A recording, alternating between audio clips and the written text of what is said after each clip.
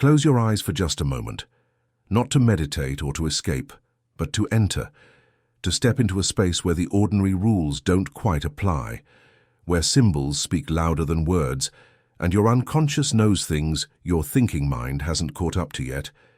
Imagine yourself walking through a gallery of light, the kind of space that exists between dreaming and waking, between who you've been told to be and who you actually are.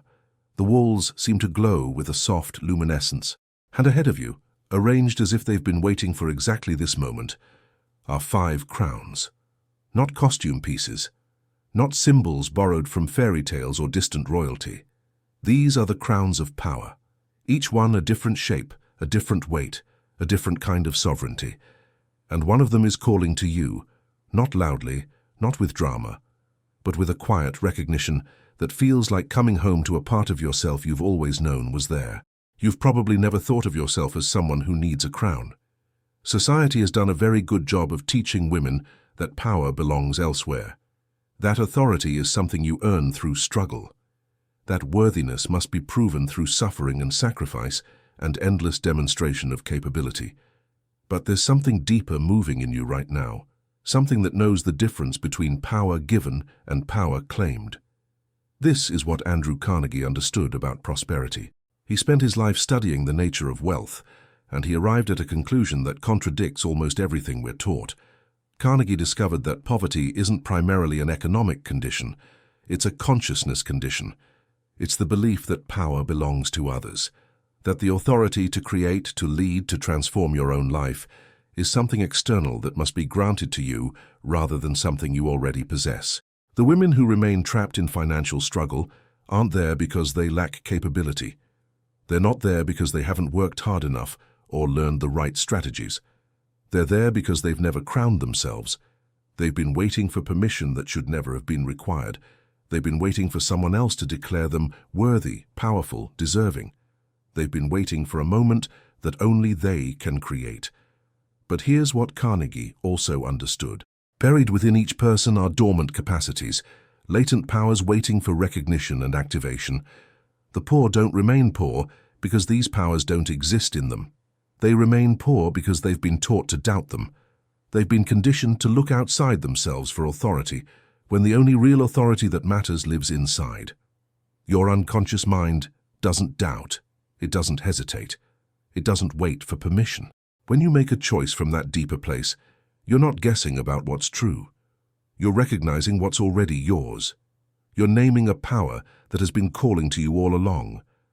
The specific form of power you need, the one that would transform everything if you actually claimed it, is about to be revealed.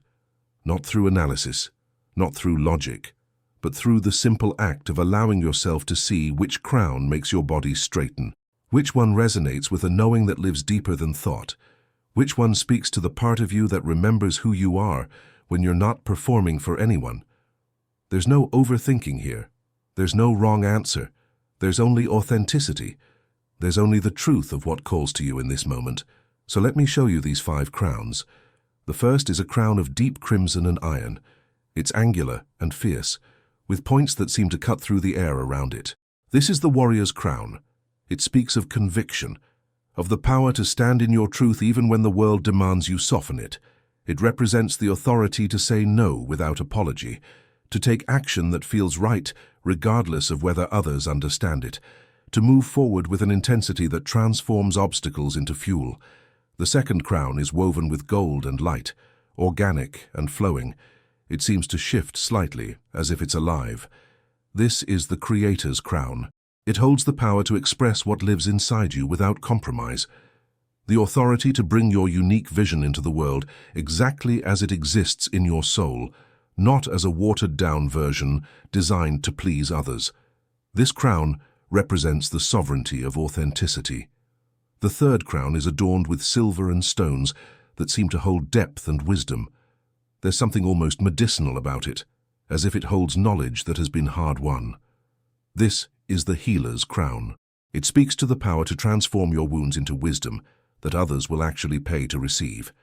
The authority to know that your struggles, your pain, your journey through difficulty is not a liability, but your greatest asset. This crown represents the sovereignty of transformation, The fourth crown glows with an iridescent quality, as if it contains entire worlds within it. It's expansive, almost architectural in its complexity. This is the visionary's crown.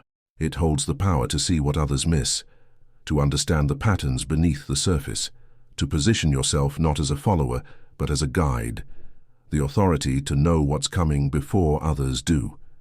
This crown represents the sovereignty of perception, and the fifth crown is the simplest and yet somehow the most powerful. It's made of pure gold, unadorned, with a presence that seems to fill the entire space around it. This is the sovereign's crown. It represents the power to simply claim your worth without explanation or justification, the authority to exist as deserving without having to prove anything, to know that your value doesn't require a reason. This crown represents the sovereignty of being. Look at these five.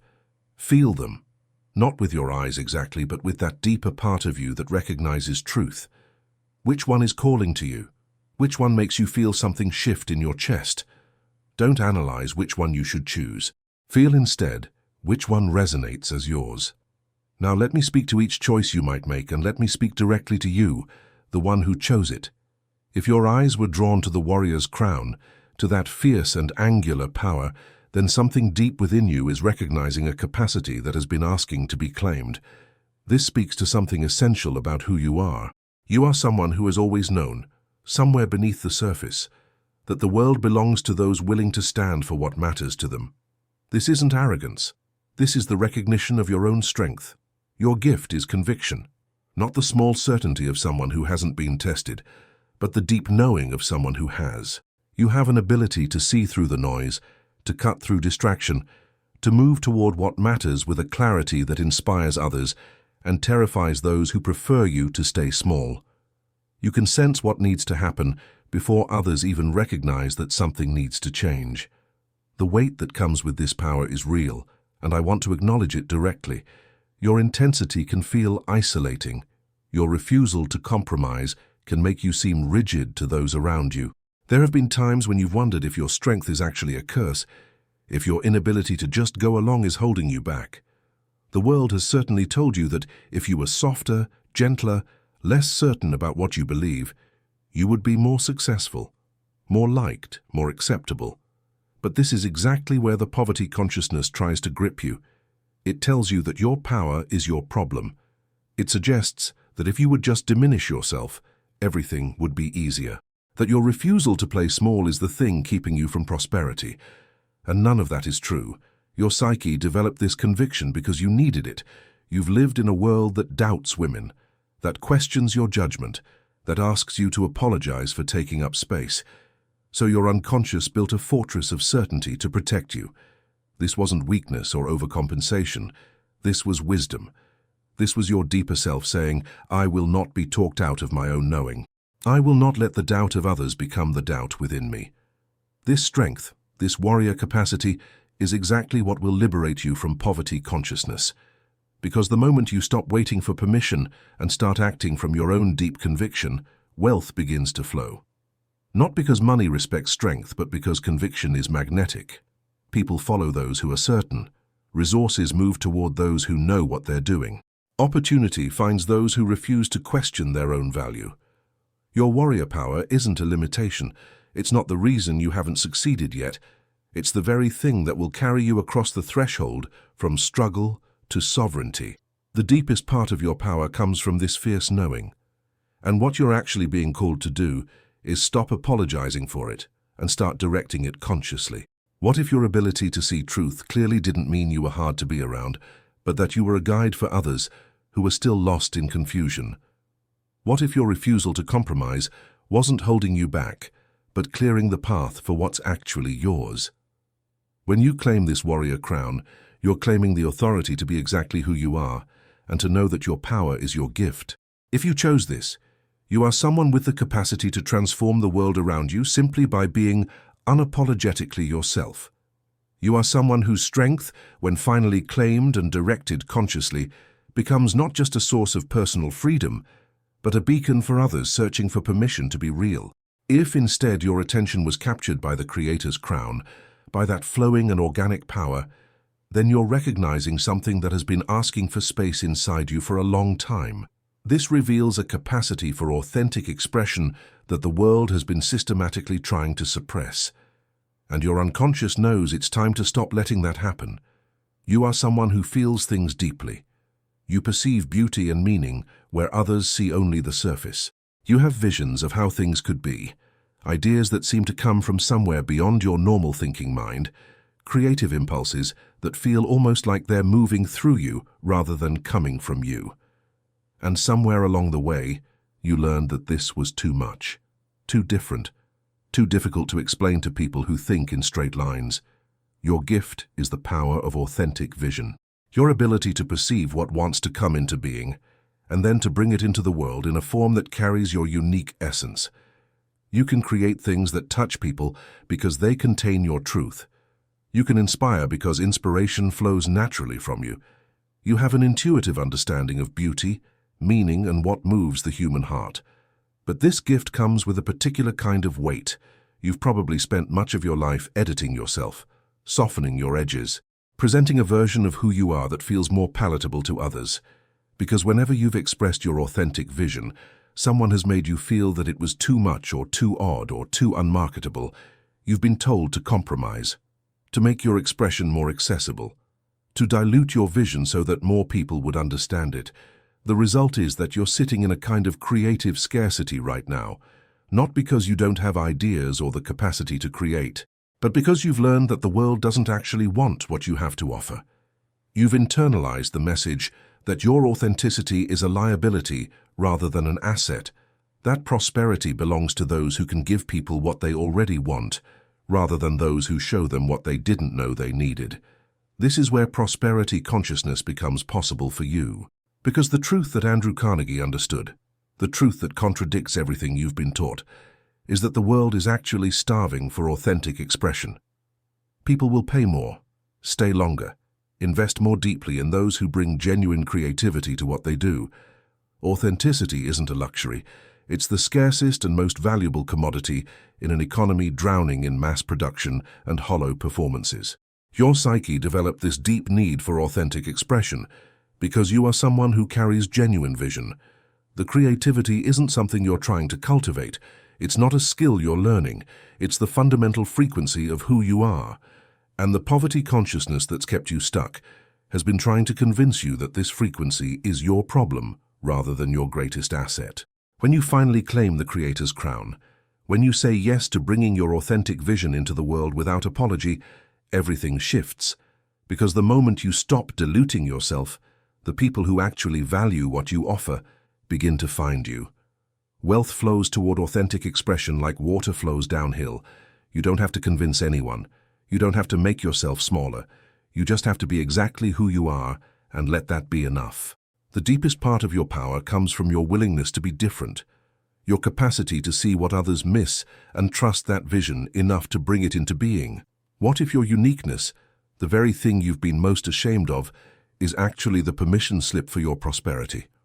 When you claim this creator crown, you're claiming the authority to be authentically you and to know that your authenticity is exactly what the world needs. If you chose this, you are someone with the capacity to inspire and transform through the simple act of being yourself.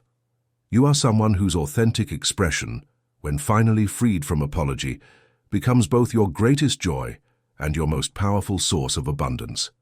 If your heart moved toward the healer's crown, to that wisdom-laden and silvery power, then you're recognizing a capacity that lives at the intersection of your deepest wounds and your greatest gifts.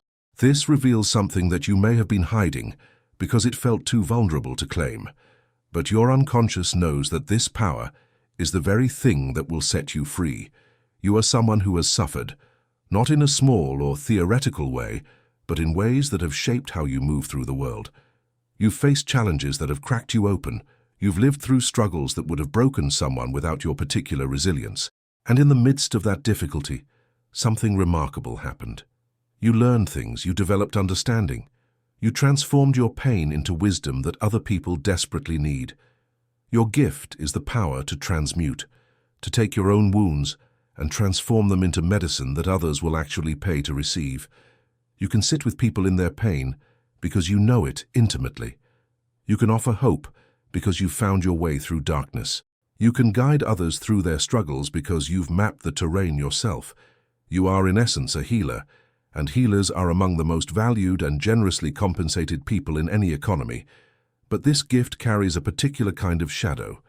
You've probably spent much of your life minimizing your suffering, playing down what you've been through because you didn't want to burden others, telling yourself that your pain wasn't that bad, or that it happened a long time ago and you should be over it by now.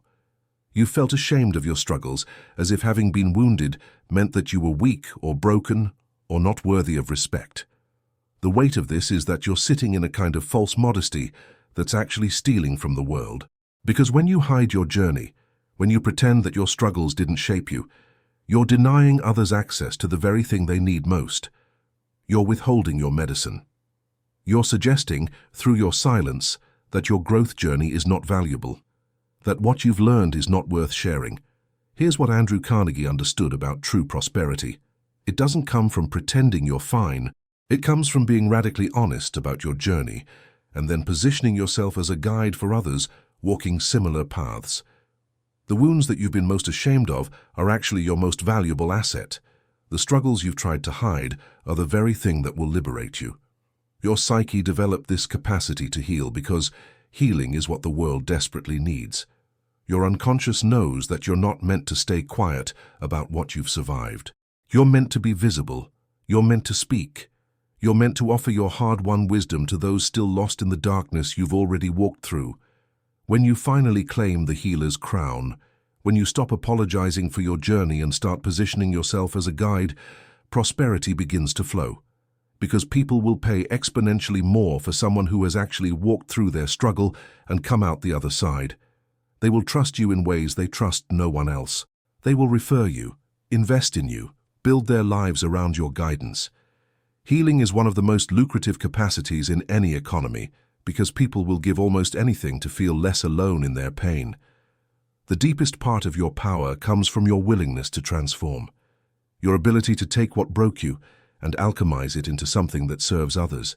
What if the suffering you've been trying to hide is actually the permission slip for your greatest abundance? What if your struggles don't disqualify you from prosperity, but actually position you as one of the most valuable people in your field? When you claim this healer crown, you're claiming the authority to be visible about your journey and to know that your hard-won wisdom is not just valuable but essential. If you chose this, you are someone with the capacity to transform the world through your courage in staying open, in learning, in allowing your wounds to become wings. You are someone whose honesty about struggle, when finally shared freely, becomes both your greatest gift and your most powerful source of abundance. If the visionary's crown called to you, to that iridescent and perceiving power, then you're recognizing a capacity that has been operating in you all along, often without your conscious awareness. This reveals something essential about how you move through the world and what you're actually built to do. Your unconscious is telling you it's time to stop playing small with this gift. You are someone who sees patterns others miss. You perceive the shape of things that haven't happened yet. You understand intuitively what's coming before others can even articulate that something is shifting. When you walk into a room, you know the dynamics. When you read a situation, you grasp the deeper currents. You have an intuitive sense of how people think, what they want, what they fear. You've probably been told your whole life that you're overthinking things, when actually you're accessing information that most people simply can't perceive. Your gift is the power of vision. Not the kind of vision that comes from research or data analysis, though you can certainly do those things, but the direct perception of truth, the ability to see beneath surfaces, to understand the invisible architecture that holds things together. You have the capacity to position yourself as a guide for others who are still living in confusion about what's actually happening. And in an economy desperate for people who can see clearly, this is an extraordinarily valuable capacity. But this gift carries its own particular weight. You've probably felt isolated many times because you see things differently than those around you. You've offered insights that weren't welcomed. You've tried to warn people about what was coming and been dismissed or thought strange for your perception. You've learned to keep your knowing to yourself because sharing it often created distance rather than connection. You've wondered if being able to see so clearly was actually a curse, if it would have been easier to just be blind like everyone else. The result is that you've been playing small with your vision. You've been second-guessing your perceptions. You've been waiting for outside validation for what you already know to be true. You've been looking to experts and authorities instead of trusting the clarity that exists inside you. And this dimming of your light, this refusal to trust your own knowing, is what's been keeping you stuck in scarcity. Andrew Carnegie understood that prosperity follows those who can see what others cannot, who can perceive opportunity where others see only obstacles, who can understand the shape of the market, the movement of resources, the currents of change before those movements become obvious to everyone.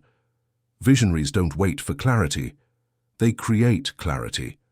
They position themselves as guides for others, searching for understanding in a confusing world. Your psyche developed this capacity to perceive clearly because you are meant to lead others through uncertainty. This isn't ego. This is your actual function. You're not meant to follow the crowd. You're meant to see what's possible and invite others into that seeing. You're not meant to wait for permission to speak your truth. You're meant to be the one who breaks the silence and names what everyone else can feel but can't articulate. When you finally claim the visionary's crown, when you stop doubting your perception and start trusting it completely, abundance begins to flow. Because people will follow those who can see clearly through the fog. They will pay for guidance from someone who understands the landscape better than they do. They will invest in your vision because it carries a clarity that most people are desperately hungry for. Visionaries are among the most generously compensated people in any field because people will give almost anything to find someone who can show them what's actually possible. The deepest part of your power comes from your willingness to see clearly and to speak that clarity even when it's uncomfortable. Your capacity to perceive patterns and meaning where others see only chaos. What if the isolation you felt from your different perception wasn't a sign that you were wrong, but a sign that you were meant to guide others out of the darkness? What if your ability to see what others miss is actually the permission slip for your greatest abundance? When you claim this visionary crown, you're claiming the authority to trust your knowing completely and to position yourself as a guide for others still searching for clarity. If you chose this, you are someone with the capacity to transform the world by helping others see what's actually true. You are someone whose perception, when finally trusted and shared freely, becomes both your greatest asset and your most powerful source of abundance. And if the sovereign's crown drew you, that simple and powerful crown of pure gold, then you're touching something fundamental about yourself that has been asking to emerge. This reveals the deepest layer of your power. Not power over others, but power that simply exists as an unquestionable reality within you. You are someone who, at your core, carries an understanding that your worth is not negotiable. Not because you've earned it or proven it or demonstrated it adequately, but because you exist. Full stop. This is not arrogance, this is not entitlement. This is the fundamental recognition that you are valuable simply by being alive. And your unconscious is telling you it's time to let this truth become the ground from which you actually move. Your gift is the power of simply claiming what's yours without explanation or justification. The authority to know that you deserve because you deserve. To say yes to what resonates and no to what doesn't, without needing a reason good enough to satisfy anyone else. You have an intuitive understanding that you don't need permission to take up space, to pursue what you want, to build a life that reflects your actual desires, rather than what you've been told you should want. But this gift has been heavily shadowed in your life. You've been taught that claiming your worth directly is selfish, that insisting on your own value is arrogant, that a good woman minimizes herself, works harder to prove she deserves what she's asking for, accepts less than she wants in order to be liked. You've internalized the message that your value needs to be earned through endless sacrifice, that you need to be useful, productive, necessary to others in order to deserve what you want. The result is that you've been living in a kind of constant proving, working to demonstrate that you deserve to be here, that you've earned the right to take up space, that you're worthy of the good things in your life. You've been waiting for someone to finally declare you acceptable, to say, yes, you can have this now.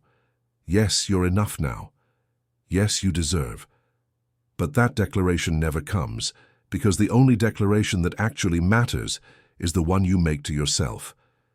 Here's what Andrew Carnegie understood about true wealth consciousness. It doesn't come from external validation. It comes from the unshakable knowing that you are valuable simply by existing, that you don't need to prove anything to anyone, that your worth is not a variable that changes based on what you produce, or who you please, or what you accomplish. It's a constant. It's a given. It's the ground from which everything else emerges. Your psyche is calling you to step into your own sovereign power. Not because you need to become someone different or more deserving, but because you need to finally claim who you already are. You need to give yourself the permission that you've been waiting for someone else to grant. You need to make the internal declaration that says, I am worthy. Not because I've earned it, not because I've proven it, but because I am. Full stop. When you finally claim the sovereign's crown, when you stop apologizing for your own worth and start living from the knowing that your value is inherent, everything transforms.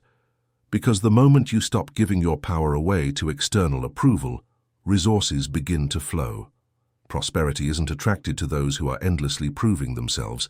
It flows toward those who are already rooted in knowing they deserve.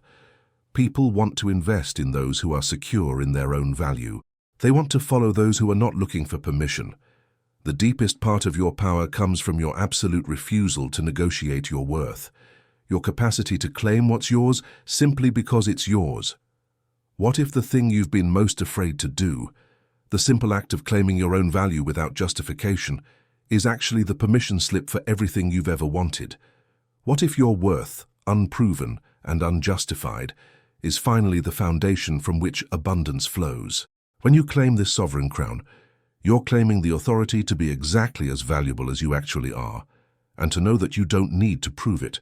If you chose this, you are someone with the capacity to transform your entire life simply by deciding that you're worth it. You are someone whose unshakable knowing of your own value, when finally claimed and embodied, becomes the magnetic force that pulls abundance into your life. What emerges from all of these crowns, what becomes clear when you see them all together, is that your power was never something external. It was never something you needed to acquire or earn or wait for someone else to grant. It was always already yours. The crown you chose was never about giving you something new. It was about revealing something that has been true about you all along.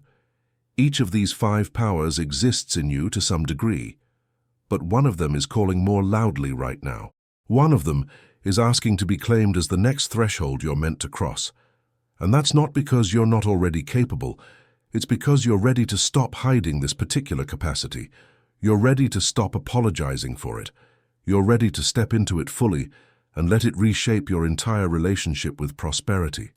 What all these choices reveal is something profound about how consciousness actually works. Your unconscious mind doesn't guess. It doesn't hope. It doesn't try to figure out what the right answer is. It simply recognizes truth.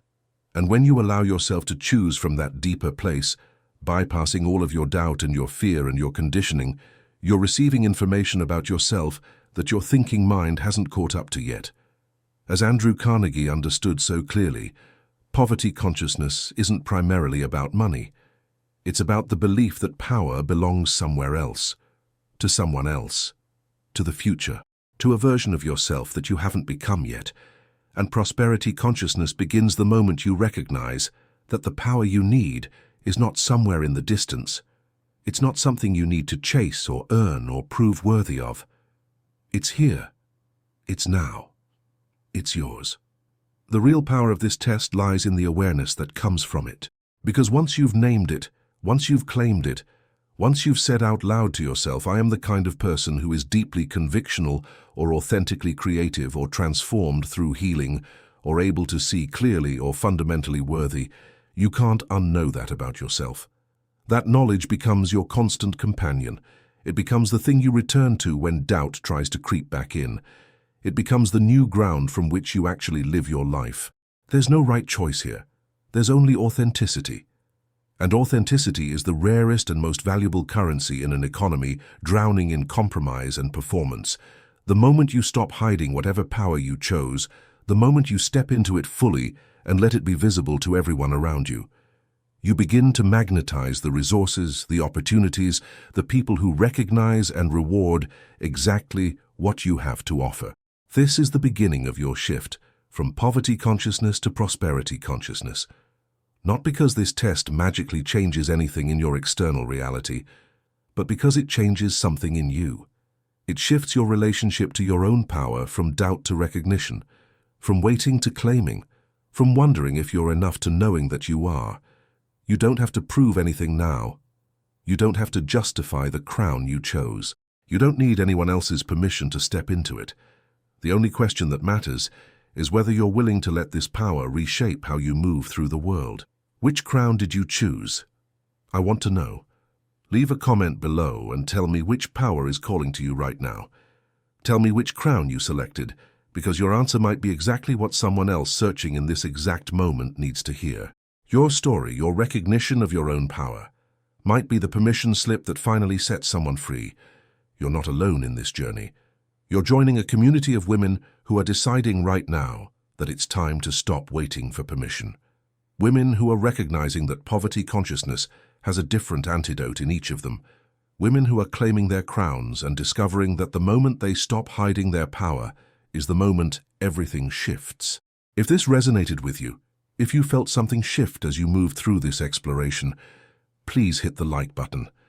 Not because I need the validation, but because it sends a signal to YouTube that this message matters and should be shown to more women who are ready to hear it.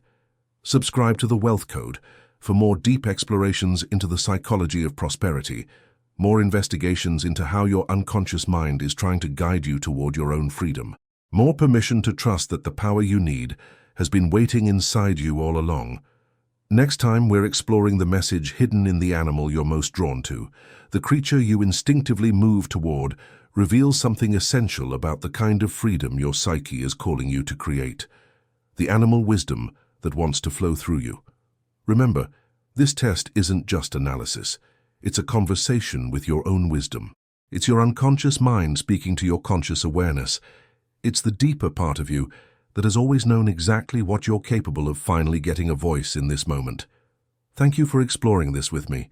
Thank you for being willing to see yourself clearly.